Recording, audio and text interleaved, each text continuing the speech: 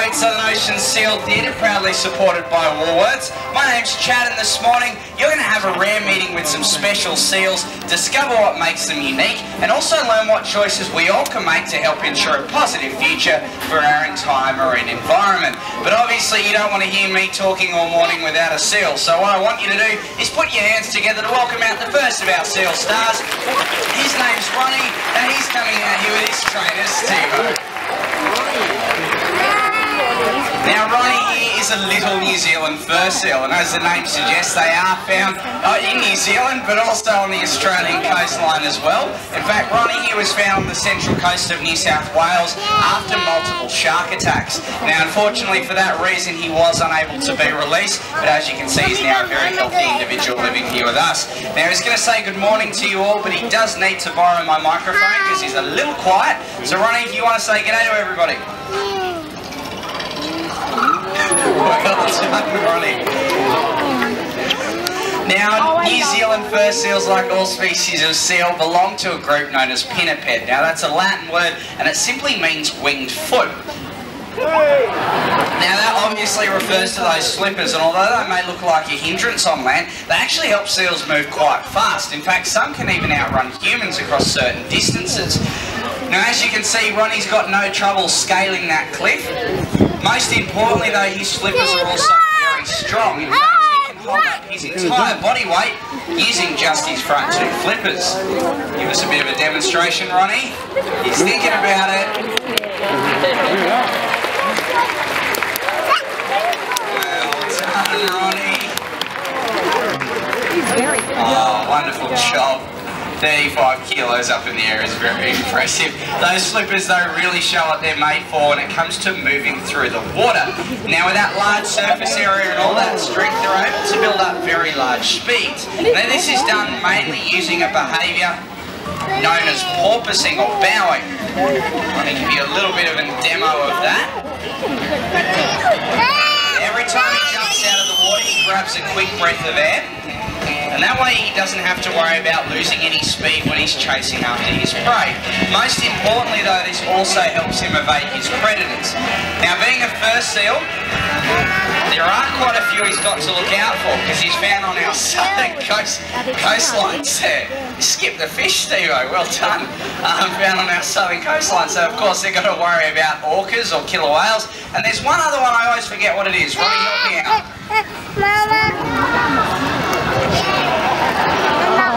Yell it out if you know what he's trying to be. Shark, that's right. The cutest and furriest little white shark I think I've ever seen. Well done, Ronnie. Well, even though what you're seeing there is a fantastic shark impersonation, it's also a natural behaviour that helps seals cool down. You see, their fur coats are so good at keeping the heat in. It's only their naked hairless flippers that let any heat out. And on a hot day, well, any flipper will do. Certainly not his best thing, but it does the job nonetheless. Anyway, all this talk of sharks makes Ronnie want to hop out of the water. He's done a pretty fantastic job to start us off this morning though, so give him a big round of applause and wave goodbye. Very excited wave goodbye there from Ronnie. Thank you very much, Ronnie and Steve-O. Now to keep going with the show, we're actually going to welcome out another New Zealand fur seal. He's a fully grown male though, so put your hands together to welcome out Mav with his trainer. Now you can see there's just a slight size difference between Mav and Ronnie. Mav here weighs in at just over 100 kilos at the moment, and at his peak weight is close to 170 kilos, so quite a bit larger. Mav here was found at Narooma after the same suspected shark attack, so unfortunately he was unable to be re-released. As you can see though, he's now a very healthy adult male. You're pretty attractive, aren't you, buddy? Yeah. Yep, that's right. Now, when seals aren't looking out for predators, they make pretty fantastic predators themselves, and he's got a few tools to help them out with that. Obviously, he's got a very sharp set of teeth. Even though he's got those teeth, though, he prefers to swallow his fish head first and whole. That way he can fill up fast and he doesn't have to worry about spines or scales getting stuck on the way down. Now, he does have those teeth, and even though he doesn't use them to chew his food, he does use them to have a pretty impressive smile. What's your smile like, buddy? You Show us your teeth. I want to see you smile. Yeah. Not creepy at all. But with the 5 kilos of fish that he eats every day, well, what's your breath like, buddy? Yeah, not very nice. Jokes aside, those seals do need to keep themselves well groomed, and they've got tools to help them out with that as well. In fact, those flippers we were talking about before, they also help him with grooming. You see, his rear flippers have got 3 claws or nails. They act like an inbuilt brush that can reach any part of his body. You can see he's giving himself a little bit of a brush there. Most importantly though, he's also got those big front flippers. Now they're perfect for grooming as well. You see they're big and they're soft. And after a fishy meal they make the fantastic face washer. Well, he's got himself cleaned up there. He did a good job. But now he does have himself well groomed. We're actually going to send him across to the front for you all to have a closer look. And we want you to pay particular attention to the whiskers on the edge of his nose. We're going to demonstrate just how much control he has over those whiskers, because they are quite impressive. So when Mav's ready, he's going to head across the front. Here it comes. Well done, Mav. Well, now that he's there, as I said, we're going to show you those whiskers. I do need everybody's help for this next bit. So on the count of 3, you've got to wait for the audience, buddy. On the count of 3, I want you all to yell out whiskers as loud as you can, okay? 1, 2, 3. Okay.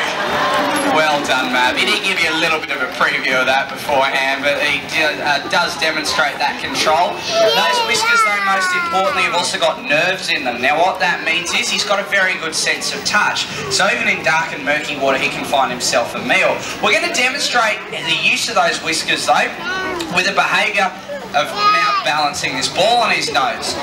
Those whiskers sense which way it's moving, but if you like what you see, give him encouragement, because it's very challenging. Oh, almost there. Well done, Rani. Now, oceans are home to millions of creatures, and they all live in a delicate balance. Bit of symbolism for you here. Well done, Mavi. But that balance, it's easily disturbed, and if we cause too much damage, it may be irreversible. Now, seals have got a lot of tools to help them out there when it comes to finding food. Obviously, a good sense of vision, that sense of touch in those whiskers, and also a pretty good sense of hearing. But even then, it can be hard to find themselves a meal. Now, Mav's going to have a look in the pool this morning, see if he can see anything. Now, Mavi, was there any fish in there, buddy? No, that's right. And sadly, that's becoming the case with some of their wild counterparts as well. You see, we're simply catching and consuming seafood at a rate that it's unable to reproduce in our oceans. And seals are having to turn to some pretty drastic measures to find themselves a meal, such as chasing after fishing boats or trawlers. Now, when they find one of those trawlers, they'll get themselves a piece of netting, just like Mav's found for us there. And there's only one way to break those fish free, and that's shake that net. And in the process, hopefully get a few of the audience members wet as well. That's also very important for finding himself a meal out there in the wild as well. So we might get him to shake it a few more times just to show what seals are capable of. So as you can see, you're doing your own show there, buddy. Okay, that's all right. Grab the netting, give it a good shake. Over in front of the crowd, not us. As you can see, it does look like a fair bit of fun, but it is innocent looking fun like this that can quickly turn deadly. You see, as seals play with that netting, they can often become entangled. Now, as the seal grows, the netting doesn't, so they do become entangled. It can often get embedded, and unfortunately, it makes for a pretty sad ending for the seal. Mav, what happens to seals stuck in nets? Yeah, they're a fantastic tactor. I don't think they do creepy smiles though, Mav, but anyway. Well done, Mavi. Well, Lucky's just a good actor and he does have Ange to help him out. We'd like you all to help out with wild seals though, and that is very easy. All you've got to do is listen to Steve-O, who's over at the front of the pool. Over to you, Steve-O. Thank you very much, Chad, Ange and Mav. Give them a round of applause as they head off.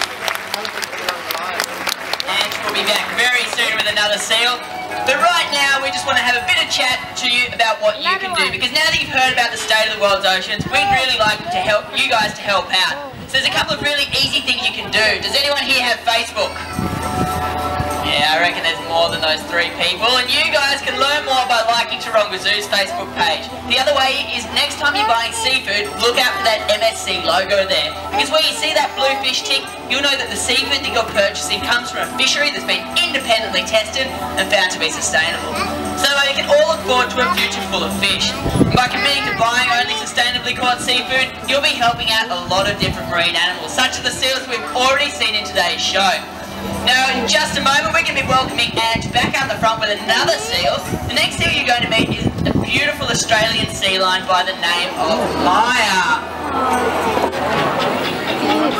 Now, you might recognise Maya from posters around the place, and she is, as I mentioned, an Australian sea lion. They're actually one of the rarest species of sea lion anywhere in the world, only found on the Australian coastline.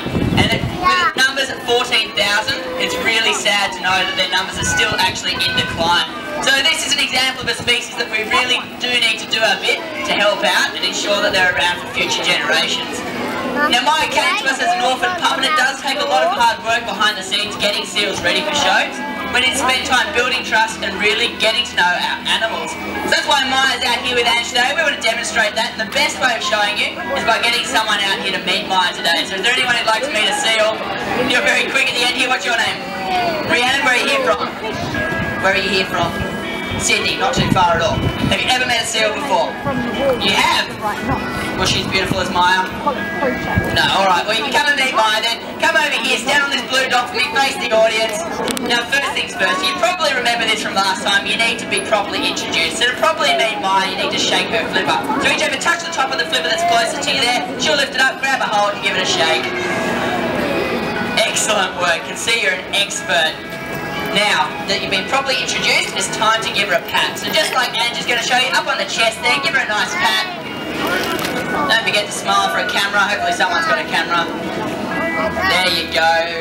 How does she feel, Rhiannon?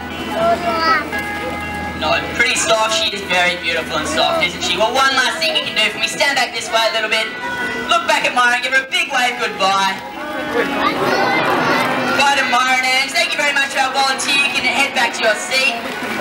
Maya and Ange are going to head backstage. As am I, I'm going to do a quick run and pass you back over to Chad. Over to you, Chad. Thanks very much, Steve-O.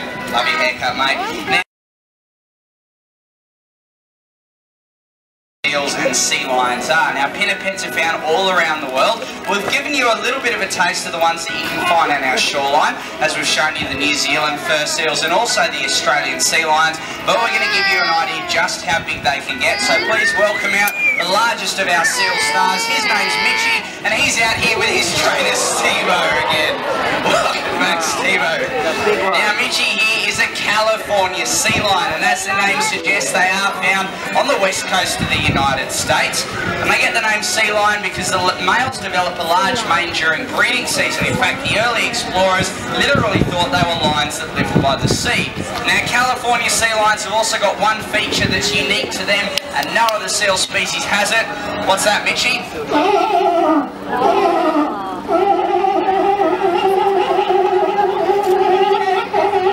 An American accent. Do you like that joke, Michi? Yeah, that's right. Now, as you can see, we do know a lot about the seals within our care, but there's still a lot we have to learn about the life in our oceans, and there's a lot of big misconceptions, particularly surrounding seals. Probably the most common is that all they do is eat and sleep all day. Now, there's enough of you here to do a quick survey. Hands up if you think seals are lazy animals. A few of you? Yeah? Well, it's an easy mistake to make, and that's because if you do see seals out there in the wild, they tend to be on a group of rocks or on a beach, doing nothing much except for, well, having a lie down. And if the sun's out, having a bit of a sunbake. Working on the tan lines, hey buddy. But looks can be deceiving. You see, seal colonies are busy places, particularly for a large male like Michi. So it's very important to have his eyes open and watch his back at all times. Now that's because a bigger and louder seal will often try and come through and take over territory. Now for Michi, he will stand and fight because he is a very large male. He's going to give you a little bit of an idea of just how powerful he is, particularly up in that chest and shoulder region. So Michi, show us your stuff. Well done, buddy. 164 kilos up in the air. Pretty impressive. Made it look a little bit easy though. And as you can see, when it comes down to it, seals do just love to play, and it is when you see a group of seals at play, you really get an idea just how perfectly designed they are for a life in our oceans. They're beautifully streamlined, lightning fast, and capable of great agility. Now Michi's going to give you a little bit of a demo of this, but for this bit I do need the help of an audience volunteer who wouldn't mind getting just a little bit wet. Young man in the green shirt right there with the cap. Yep, you want to run down the front? Stand right in front of the glass. Big round of applause for our brave volunteer. Right in the centre just there. Right against the glass for me, buddy. Now, have you ever trained a seal before? Oh, okay. Well, this will work really well then. Oh, it's really easy. All I've got to get you to do, you're going to give Michi the cue for this next behaviour. It's called a high bow, okay? So Michi's going to jump off that wharf into the pool and then touch his nose on that boy above the pool, okay? All you've got to do is on the count of 3, throw your arms up in the air and yell jump Michi as loud as you can, okay? You reckon you can do that? Okay, good stuff. Ready? On the count of 3. 1, 2, 3. Was that loud enough, Michi? No, okay. So I'm going to get the whole audience to help you out, okay, buddy? What I want you to do, though, is still throw your hands up in the air and yell out, jump, Michi. I want everyone to do the same as well, okay? So on the count of 3, jump, Michi. 1, 2, 3. Well done. Bit of a fresh shower there, boys. Well, mates. Wait, stay, mate. Come back to the front. There's one really important thing that you've got to do, okay? Turn around, face the audience, and give them a big bow, okay? Big bow. Yep. Perfect. You can go back to your seat. Big round of applause for our buddy volunteer. It's a nice day for a shower. I'm kind of jealous, actually. Anyway, this morning we have taken a glimpse into the world of some marine creatures that have long inhabited the oceans of our Earth.